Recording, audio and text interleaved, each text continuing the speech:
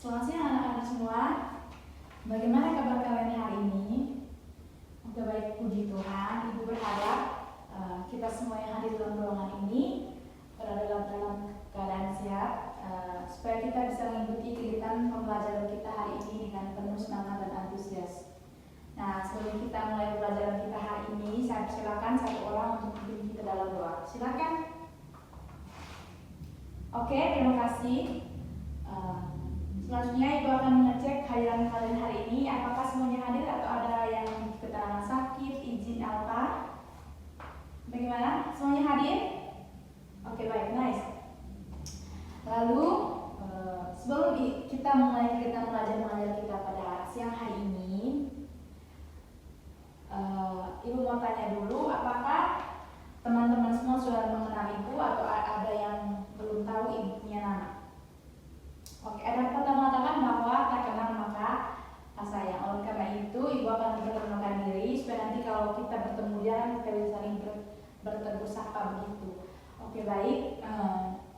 Perkenalkan, nama Ibu Melanie Eges, bisa dipanggil Ibu Melanie atau Ibu Melan. Jadi Ibu di sini membawakan mata pelajaran pendidikan kewarganegaraan. Oke? Oke, baik. Langsung saja. Hari ini adalah hari Senin 10 November 2025, di mana hari ini juga kita memperingati Hari Pahlawan Nasional. Nah, pada hari ini kita akan belajar dengan topik yaitu norma dalam kehidupan sehari-hari. Apa saja yang akan kita belajar hari ini? Yang pertama yaitu pengertian dari norma itu sendiri, dan yang kedua ciri-ciri dari norma, dan yang ketiga itu jenis-jenis norma. Oke, baik. Sebelum Ibu melanjutkan ke topik pembelajaran kita hari ini, yang pertama itu pengertian norma. Ada yang sudah tahu apa itu norma? Satu kata saja, norma. Apa sih norma itu? Silakan, silakan. Ya, betul sekali. Ada yang lain? Silakan. Oke. Semua jawaban yang adik-adik paparkan tadi semuanya benar. Nah, untuk melengkapi itu semua, sini Ibu akan memberikan detailnya terlebih dahulu. Nah, norma itu berasal dari bahasa Yunani, yaitu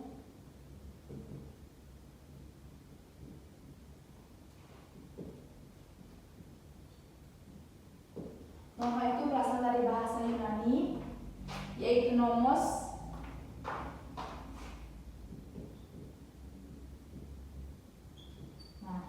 Jadi, norma itu kata dasarnya itu berasal dari bahasa Yunani, yaitu nomos, yang berarti itu adalah aturan. Nah, jadi kata dasar dari norma itu berasal dari bahasa Yunani, yaitu nomos, yang berarti aturan. Nah, mengapa sih harus ada norma dalam kehidupan sehari-hari? Aturan apa sih sehingga norma itu hadir dalam kehidupan kita sehari-hari? Kira-kira ada yang tahu bahwa apa sih alasannya ada norma itu dalam kehidupan kita sehari-hari? Kira-kira aturan apa yang membuat kita bahwa ini tuh suatu yang salah, suatu yang pantas untuk kita lakukan, atau suatu yang pantas untuk kita tiru? Ada yang tahu? Oke, silakan. Oke, baik. Terima kasih untuk jawabannya anak-anak. Jadi dari bahasa Yunani itu nomos, dia mengatakan nomos itu artinya aturan. Nah, jadi secara keseluruhan menurut Kamus Besar Bahasa Indonesia, dia mengatakan di sini bahwa norma adalah aturan atau ketentuan yang berlaku di kehidupan bermasyarakat dalam kehidupan sehari-hari, di mana dia sebagai panduan atau pengendali suatu tingkah laku. Oke. Jadi norma menurut Kamus Besar Bahasa Indonesia itu adalah aturan yang berlaku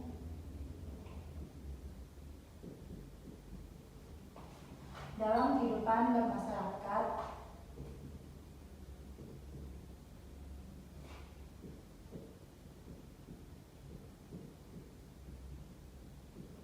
yang mengendalikan suatu tingkah laku, baik itu buruk ataupun baik, dalam masyarakat yang mengendalikan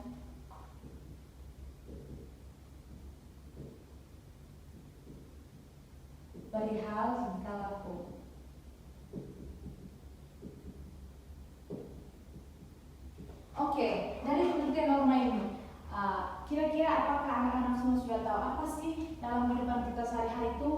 yang menjadi pengendali bahwa tingkah laku kita itu baik, buruk, atau pantas untuk diterapkan. Kira-kira ada yang sudah tahu? Silakan Ibu memberikan kesempatan, acungkan tangan. Oke, baik, terima kasih. Jadi aturan yang berlaku dalam kehidupan bermasyarakat yang mengendalikan perihal tingkah laku itu berbagai bentuk. Salah satunya misalnya dalam hal kesopanan misalnya. Apa sih yang menjadi dasar bahwa kita tuh harus bertingkah laku sopan dalam kehidupan masyarakat? Yang pertama, karena dalam kehidupan masyarakat itu kita memiliki interaksi antara satu sama lain dengan masyarakat satu dengan masyarakat lain. Nah, jadi norma itu dasarnya itu dia hadir karena manusia itu memiliki hati nurani. Karena manusia itu memiliki hati nurani yang membedakan kita tuh dengan makhluk lain. Jadi lahirlah suatu kebiasaan bahwa ini telah timbul dari suara hati kita bahwa ini telah sangat tidak pantas untuk dilakukan ataupun ini sangat pantas untuk kita tiru.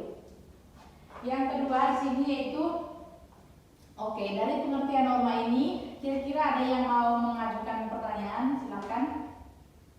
Tidak ada? Oke, baik. Nah, yang kedua di sini yaitu ciri-ciri norma. Nah, jadi ciri-ciri norma itu yang pertama, ciri-ciri norma itu yang pertama di sini dia mengatakan bahwa bersumber dari kesepakatan atau kebiasaan dalam masyarakat. Ciri-ciri norma yang pertama yaitu bersumber dari kesepakatan atau kebiasaan dalam masyarakat.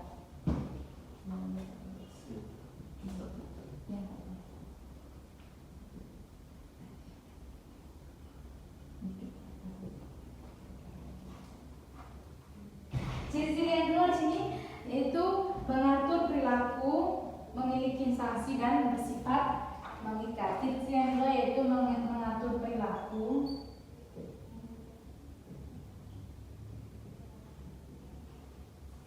dan yang ketiga itu memiliki sanksi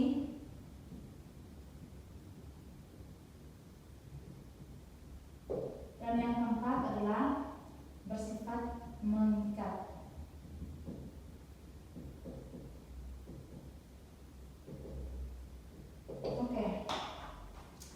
Dari keempat ciri-ciri dari norma ini, yang pertama itu bersumber dari kesepakatan atau kebiasaan dalam masyarakat.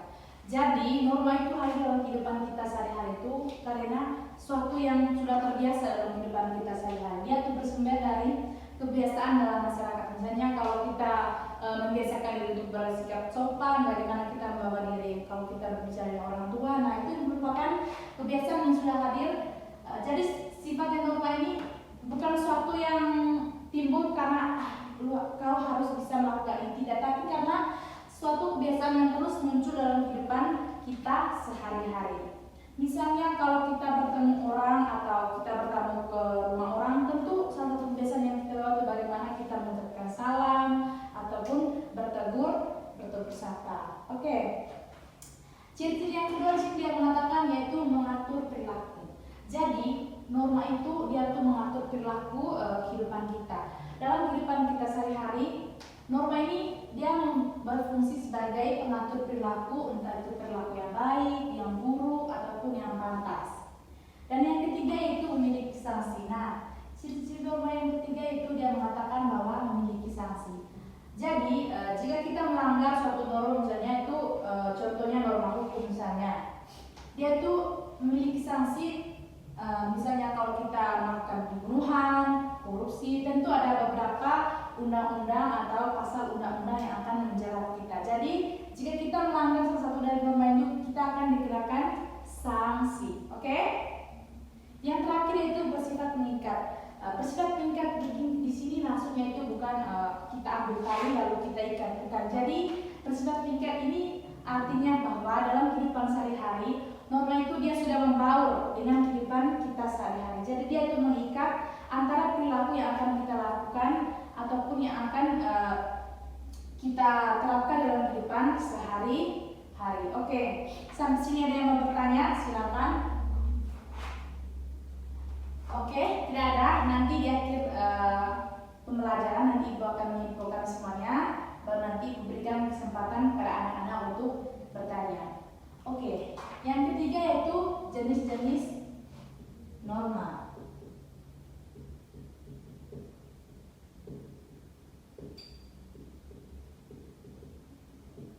Kira-kira ada yang sudah tahu apa-apa norma yang ada dalam kehidupan kita sehari-hari? Ibu, silakan untuk menjawab. Ada yang sudah tahu? Silakan. Ya, betul sekali. Yang lain, apakah ada yang sudah tahu? Silakan. Oke, baik. Terima kasih untuk semua jawaban yang teman-teman kalian berikan itu sudah sangat benar. Dan untuk lebih menyempurnakannya lagi, Ibu akan memberikan detail-detail contoh jenis-jenis dari norma itu sendiri. Yang pertama di sini yaitu norma agama.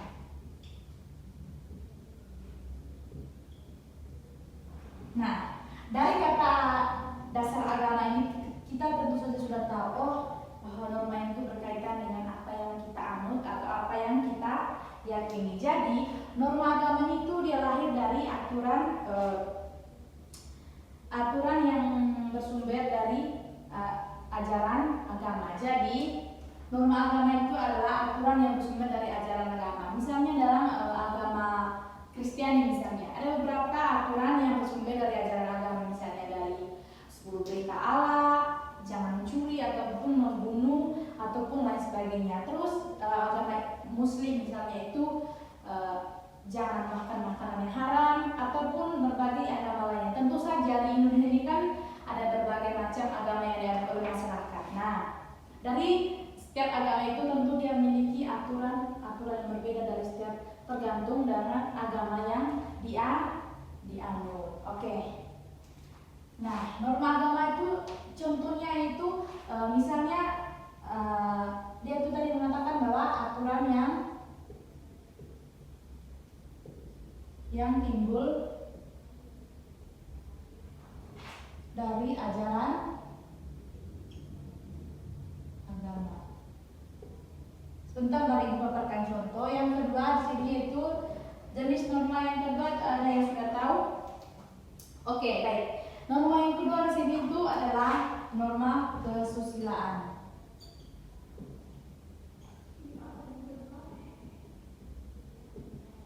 Susila, kata dasarnya itu adalah susila. Apa sih norma kesusila itu? Kenapa dia bisa dihadirkan dalam kehidupan kita sehari-hari? Nah, di sini dia mengatakan bahwa norma kesusilaan yaitu aturan yang bersumber dari hati nurani. Dia itu bersumber dari hati nurani.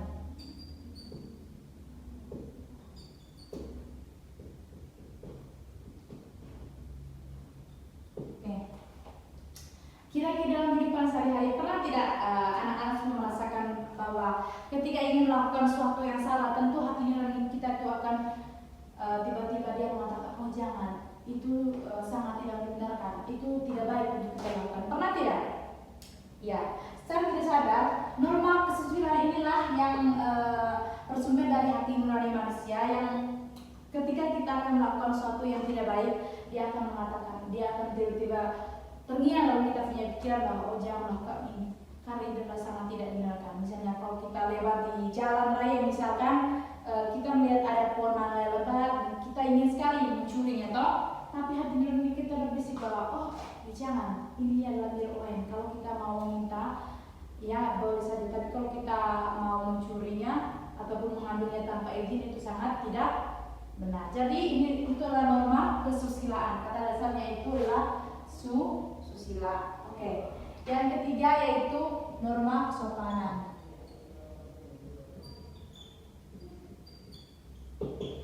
Norma kesopanan itu kata dasarnya adalah sopan. Jadi apa sih sopan? Kira-kira anak-anak tahu kenapa norma kesopanan itu hadir dalam kehidupan kita sehari-hari? Jadi di sini dia mengatakan bahwa norma kesopanan itu aturan yang bersumber dari kebiasaan dan adat istiadat masyarakat. Jadi norma kesopanan ini tuh dia hadir karena kebiasaan masyarakat.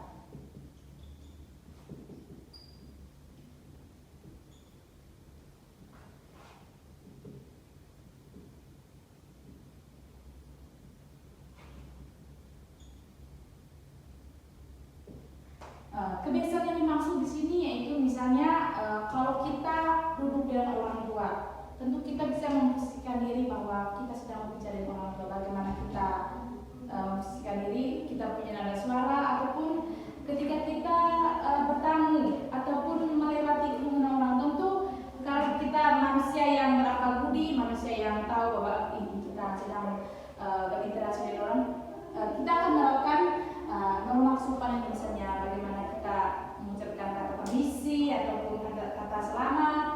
Atau ada lagi contoh-contoh dari anak-anak, ibu silakan, apa saja norma kesopanan yang sudah mendarah daging atau sudah menjadi kebiasaan dalam kehidupan kita sehari-hari. Silakan. Oke, betul sekali. Ada lagi yang lain, ibu silakan. Ya, terima kasih untuk semua jawaban yang benar. Jadi dalam kehidupan sehari-hari, kalau kita menerapkan norma kesopanan ini, tentu itu sudah menjadi suatu kebiasaan yang sudah mendarah daging. Karena norma kesopanan ini dia tuh lahirnya itu karena kebiasaan yang kita bawa. Oke, yang terakhir di sini adalah norma hukum.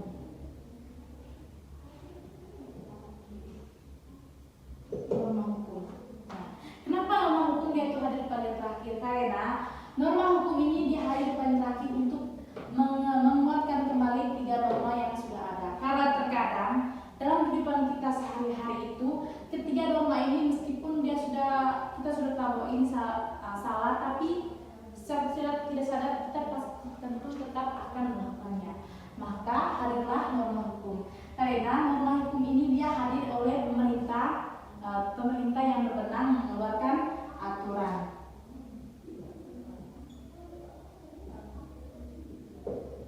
Dia hadir oleh pihak yang berwenang.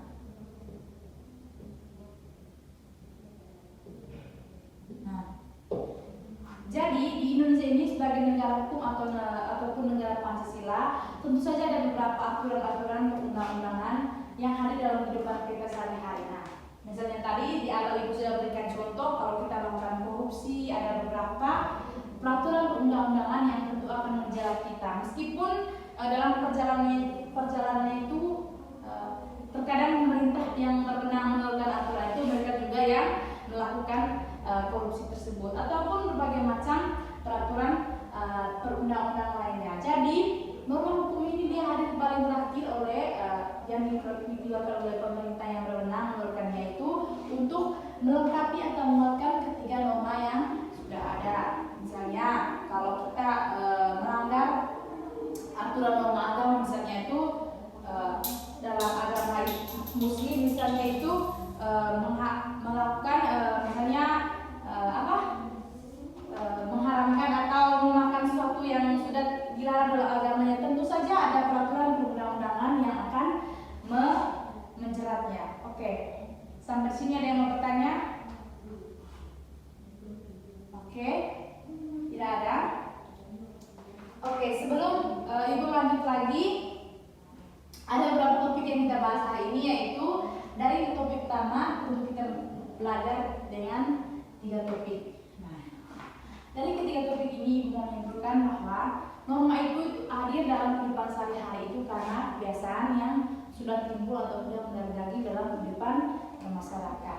Nah, dari ciri-ciri norma itu sendiri, tentu yang pertama tadi dia tuh bersifatnya itu hadir karena kesepakatan atau kebiasaan dalam masyarakat, mengatur perilaku, memiliki sanksi dan bersifat mengikat. Nah, jenis-jenis norma itu sendiri yang pertama itu adalah norma agama, norma kesusilaan dan norma kesopanan, serta norma hukum dia hadir paling terakhir karena untuk menguatkan ketiga norma yang sudah ada. Oke. Nah, dari pengertian jenis norma ini ada 4 norma yang sudah kita jelaskan tadi. Nah, kita akan mengambil contoh dari masing-masing norma ini. Yang pertama itu contoh dari norma agama.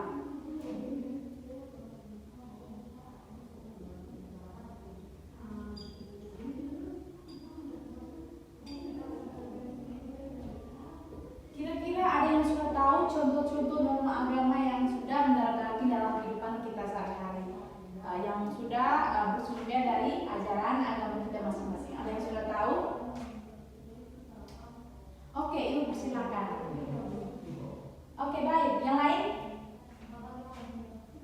Oke, kita berikan aplaus untuk teman-teman yang sudah memberikan jawabannya. Jadi semua jawaban yang sudah teman-teman berikan itu benar, dan untuk lebih menyempurnakan atau lebih mendetailkannya lagi, Ibu akan memberikan contoh dari norma agama yang bersumber dari ajaran agama kita masing-masing.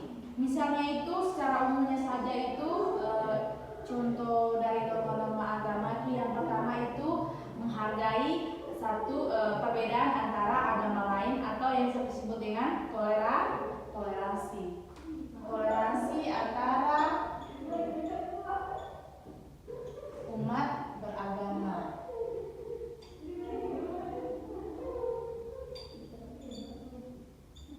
Oke. Yang kedua, ada lagi? Silakan. Oke, baik. Yaitu menghormati kedua orang tua.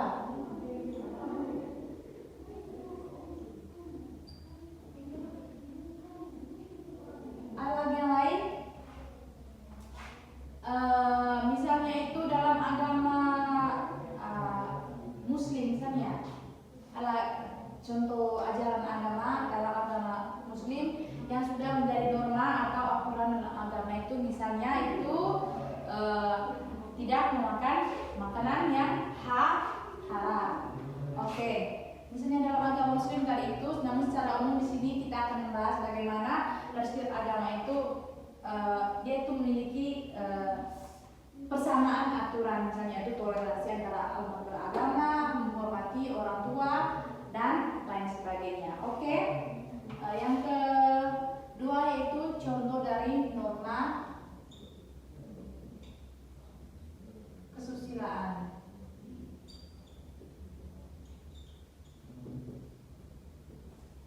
Nah, tadi dia mengatakan bahwa norma kesusilaan itu pengertian itu yang bersumber dari hati nurani. Kira-kira contoh norma kesusilaan yang bersumber dari hati nurani ada yang tahu? Oke, yang lain silakan. Oke, baik. Nah, semua jawaban yang diberikan adalah benar. Jadi contoh norma kesusilaan di sini yaitu yang pertama itu harus berkata jujur. Nah, karena norma kesusilaan itu dia bersumber dari hati nurani, jadi berkata jujur ketika kita melakukan misalnya kita menipu seorang, tentu kita punya hati nurani dan saya menyesal sekali sudah menipu dia. Nah, dalam hal ini norma kesusilaan hadir untuk bagaimana kita mengatur perilaku kita untuk saling berkata jujur. Nah, yang kedua di sini itu tidak iri hati atau memiliki perasaan dengki. Nah, karena norma kesusilaan ini hadir dari hati nurani manusia, jadi hal-hal inilah yang sudah menjadi kebiasaan dalam kehidupan bermasyarakat. Berkata jujur, tidak iri hati dengan penghasilan orang lain atau kelebihan orang lain, ataupun tidak dengki dengan pencapaian orang lain. Jadi norma-norma kesusilaan ini dia tuh bersumber dari hati nurani, bagaimana untuk mengatur perilaku tersebut agar dia itu difungsikan pada tempatnya. Oke, yang ketiga yaitu contoh dari norma kesopanan.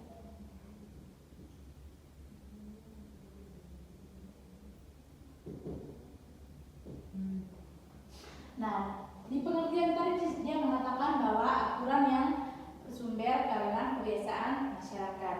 Nah, apa sih aturan yang bersumber dari kebiasaan masyarakat dalam kehidupan kita sehari-hari? Ada yang sudah tahu? Contohnya itu adalah norma kesopanan, misalnya apa saja? Silakan diberikan kesempatan untuk menjawab. Oke, baik. Terima kasih untuk jawabannya, semuanya benar. Contoh norma kesopanan itu dalam kehidupan sehari-hari itu misalnya itu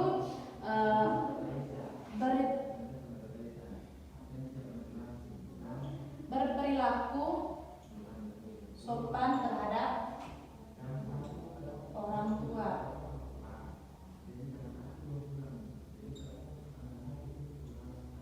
Yang kedua di sini yaitu contoh norma kesopanan itu bertata krama yang baik.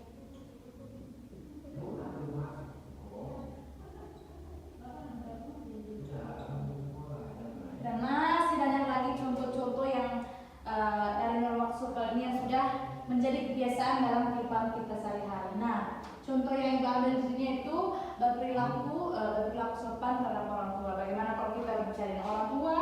Seperti yang sudah dijelaskan di awal tadi, bagaimana kita memposisikan diri sebagai kita ketika kita membicarakan berhadapan dengan orang tua. Terus bertata krama yang baik. Nah, tata krama di sini tuh dalam hati, misalnya kalau kita bertamu di rumah orang, ketika kita bertemu orang di jalan, apa yang harus kita lakukan? Nah, tentu karena memang kesukaan ini dia hadir dalam kehidupan bermasyarakat itu karena kebiasaan masyarakat, dia akan timbul bagaimana kita memposisikan diri ketika kita bertemu dengan orang tua ataupun bertemu dengan orang yang kita kenal ataupun ketika kita saat kita melihat teman kita yang berbeda agama sedang beribadah, bagaimana kita memposisikan diri. Nah, norma kesopanan ini dia tuh aturan yang hadir karena kebiasaan masyarakat. Jadi karena kebiasaan inilah sudah menjadi mendarah daging dalam kehidupan kita sehari-hari. Oke, yang terakhir di sini yaitu contoh dari norma hukum.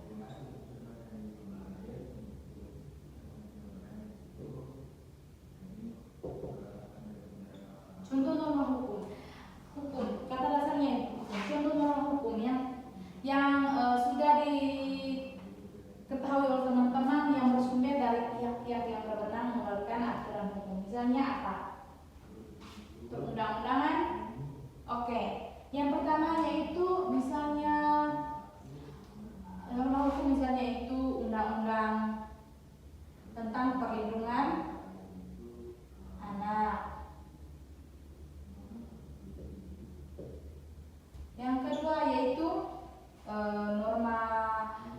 contoh dari norma hukum yaitu tentang undang-undang perlindungan anak, misalnya itu dilarang melakukan kekerasan, bullying di lingkungan sekolah, di lingkungan masyarakat ataupun dimanapun kita berada. Yang kedua itu misalnya apa lagi? Contoh dari norma hukum, berbagai macam aturan hukum yang ada di Indonesia, misalnya itu undang-undang tentang korupsi.